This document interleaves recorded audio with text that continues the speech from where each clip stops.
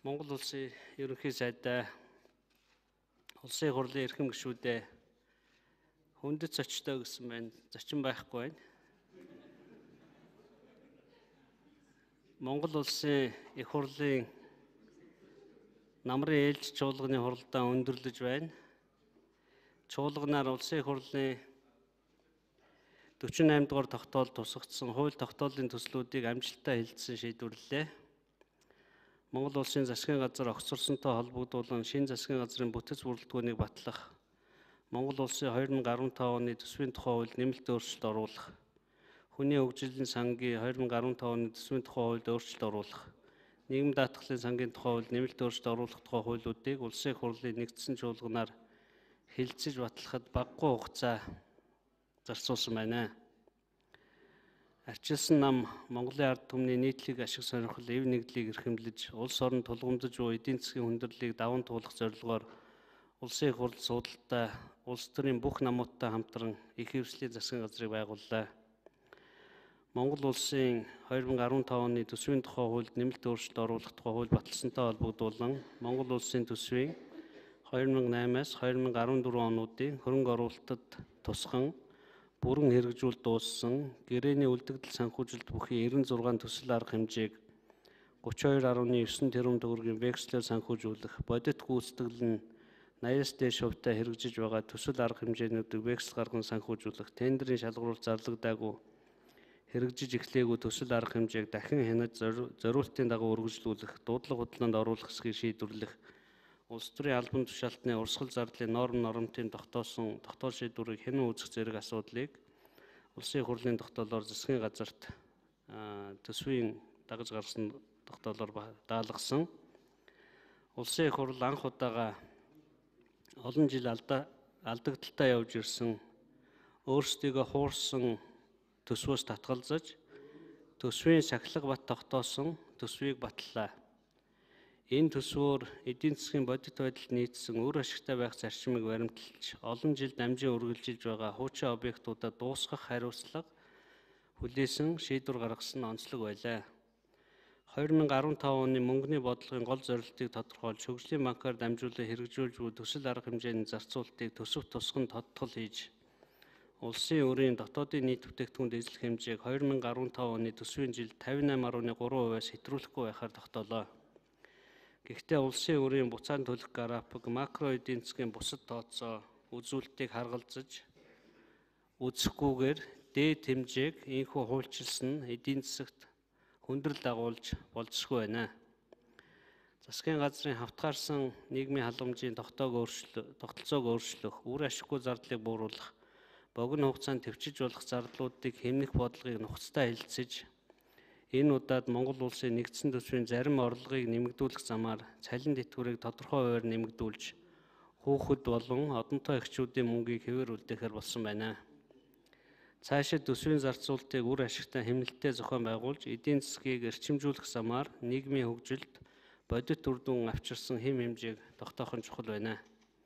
2015 оны төсвийн тодтголоор орон нутгийн хөгжлийн сан, сум хөгжүүл сангийн хөрөнгө оруулалт нэлээд буурлаа. Энэ нь эдийн засгийн бодит нөхцөлтэй холбоотойгоос гадна сангийн хөрөнгийн үр ашгийг дээшлүүлэх шаардлагатай уялдаж гарч байна. Улс орны эдийн засгийн ирээдүйн хөгжил чухал ач холбогдолтой том хэмжээний төслүүдийг хэрэгжүүлэх чиглэлээр улсын их хурл онцгой анхаарч байгаа. Оюу толгой төслийн ажиллах эрх зүйн орчныг улсын их хурл 2010 онд бүрэн бүрдүүлж өгсөн бөгөөд энэ төсөл цаашид амжилттай хэрэгжих ёстой. Засгийн газраас оюу толгой төслийн хамтрагч таралтай, харилцан ашигтай хамтын ажиллагааг зах зээлийн зарчим нийцүүлэн үр дүнтэй үргэлжлүүлнэ гэж найдаж байгаа. Монгол улсын стратегийн чухал урд болох 5 толгой нүүрсний ордыг ашиглах, хөрөнгө оруулалтын болон холбогдох бусад гэрээг байгуулахдаа Монгол улсын үндэсний аюулгүй байдлын үзэл баримтлал болон бусад хууль тогтоомжид нийцүүлж, улс орны эдийн засгийн өрсөлдөх чадварыг дээшлүүлэх зорилтыг хангах нь төслийн амжилттай хэрэгжилт, ирээдүйн эдийн засгийн үр өгөөжийг баталгаажуулах болно. Энэ төслийг хэрэгжүүлэхдээ Монгол улсын иргэдийн эзэмшиж байгаа 1072 хувьцааг яаралтай эдийн засгийн эргэлтэнд оруулж, бодиттой үр ашигаа өгөх хэлбэрээр шийдвэрлэх нь зүйтэй гэж үзэж байна. Гацууртын ордыг стратегийн ордод хамааруулж, эдийн засгийн эргэлтэд оруулах асуудлаар улсын их хурл шийдвэр гаргасан нь эдийн засагт эерэг дохио болно. Улсын их хурлаас энэ асуудлыг шийдвэрлэхдээ уг ордод төрийн эзэмшлийн хувийг тогтоох замаар бус, харин ашигт малтмлын нөөц ашигласны тусгай төлбөрийг тооцож авах хэлбэрээр ордыг ашиглуулахаар ашигт малтмлын тухай хуульд нэмэлт оруулах тухай хуулийг баталлаа. Тус ордоос 10 жилийн хугацаанд олборлох 70 тонн алтыг Монгол банкнд худалдан авах зохицуулт хийсэн чухал ач холбогдолтой шийдвэр болж байна.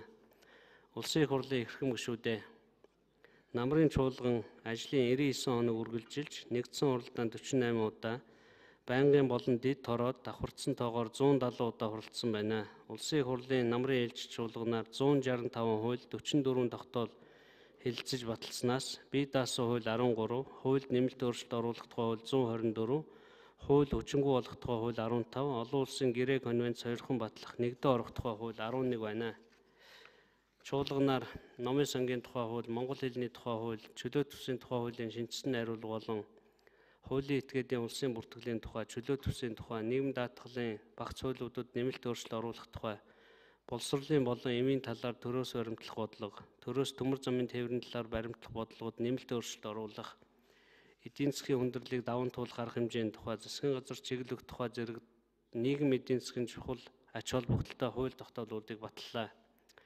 Хөлийн бомтын бүсэд чөлөөт төс байгуулж, хил орчмын худалдаа эдийн засгийн хамтын ажиллагааг бэхжүүлэх, хөрөнгө оруулагчид татврын таатай орчин бүрдүүлж, дэд үтц бүтээн байгуулалтыг төр хувийн хвшлийн түншлэлийн зарчмаар зохицуулах үе чөлөөт төсвийн тухай хуулийг шинжилэн баталлаа. Соёлын тухай хууль, монгол хэлний тухай хууль, төрөөс боловсролын талаар баримтлах бодлогыг батлан гаргасан нь үндэсний соёл иргэншлийн хамгаалан хөгжүүлэх, орчин цагийн монгол хүний сэтгэлгээний хэв маягийг бүрдүүлэхэд чухал ач холбогдолтой юм. Монгол хэлний тухай хуулиар монгол хэл бичиг үсгээ эзэмших, хэрэглэх, хамгаалах, хөгжүүлэхтэй холбогдсон харилцааг зохицуулж, монгол үндэстний оюуны соёлын үн төв, үндэстний соёл иргэншлийн язгуур үндэс, улс орны нэгдмэл байдал, үндэсний аюулгүй байдал, тусгаар тогтлын баталгаа болгохыг хуульчлаа. Эх оронч үндэсний үзлийг төлөвшүүлэх, соёл иргэншлийн аюулгүй байдлын дархлааг бий болгох, хүүхэд залуучуудад үндэсний соёл, түүх зан заншлаа таниулах чухал хөшүүрэг болох, олон нийтийн мэдээллийн хэрэгсэл гэж үзэж, телевиз, радио, кабелийн суваг, кино, театр, үзүүрийн цэгээр нэвтрүүлэх, уран сайхан, нийтлэл, танин мэдхүүн нэвтрүүлэгт үндэсний нэвтрүүлэг болон үндэсний киноны эзлэх хувийг тодорхой зааж хязгаарлалт тогтоолоо. Ингэснээр үндэсний контентын үйлдвэрлэлийг дэмжсэн эрх зүйн орчныг бүрдүүллээ. Бид энэ цаг үед эдийн засгийн төр зүрийн хүндрэлийг даван туулах талаар онцгой анхаарч ажиллахын сацуу нийгмийн оюун санааны хөгжил талыг жавхлан авч үзэх ёстой. Төрөөс төмөр замын тээврийн талаар баримтлах бодлогын хэрэгжилтийг хангах зарим арга хэмжээний тухай улсын их хурлын тогтоолоор 5-7 гашуун сухад хөөт бичих чиглэлээ төмөр замын царигтай холбоотой асуудлыг эцэслэн шийдвэрлэлээ. Дээрх чиглэлд шин төмөр зам барьснаар уул уурхайн бүтээгдэхүүнийг тээвэрлэх, хөрш болон 3 дахь зах зээлд экспортод гаргах өргөн боломж бүрднэ. Намрын чуулганы сүүлчийн өдрүүдэд хэд хэдэн чухал хууль тогтоолуудыг хэлэлцэн батллаа. Монгол улс, Япон улсын хооронд байгуулсан эдийн засгийн түншлэлийн тухай хэлэлцээрийг улсын их хурл сойрхон батллаа.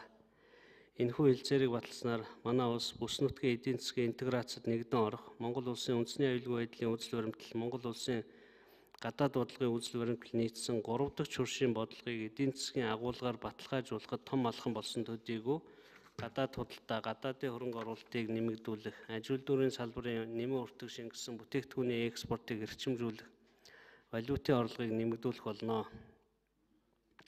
Хэрэгжилтэн зогсон байдалд ороод байсан гол мөрний урсаж бүрлдэх их усны сан бүхий газрын хамгаалтын бүс, ойн сан бүхий газарт ашигт малтмал хайх ашиглахыг хориглох тухай хуулийг хэрэгжүүлэхийн тулд уг хуульд нь биш, харин түүнийг дагаж мөрдөх журмын тухай хуульд нэмэлт өөрчлөлт орууллаа.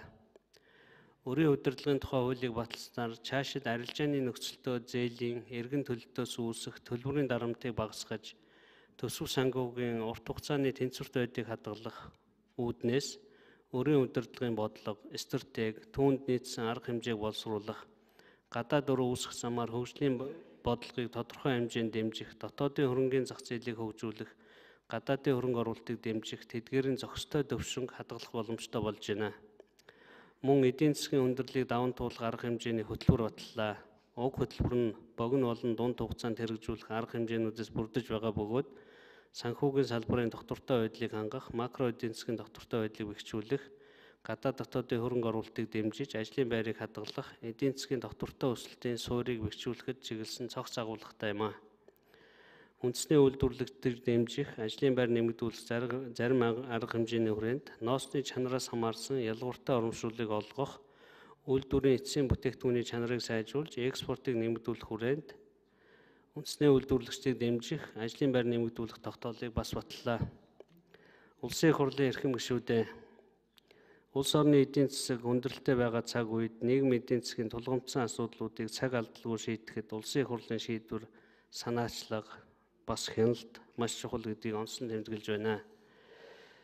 Нийт Монголын ард иргэдээ та бид хөх морин жилээ үдэж 17 дугаар жарны модон хон жилийн шинийн нэгнээ ухтан золгох гэж байна. Эх орны 408 зохист болон дэлхийн улс орнуудад ажилд амжиж байгаа нийт Монгол түмэндээ сар шинийн мэндийг дэвшүүлж, айл гэр ад жаргалаар дүүрэн байхын үлзий дэмрэлтийн өрөөлийг өргөн барья. Та бүхэн сар шиндээ сайхан шинлээрэ. Улсын их хурлын намрын чавлган хаасныг мэдэгдэе.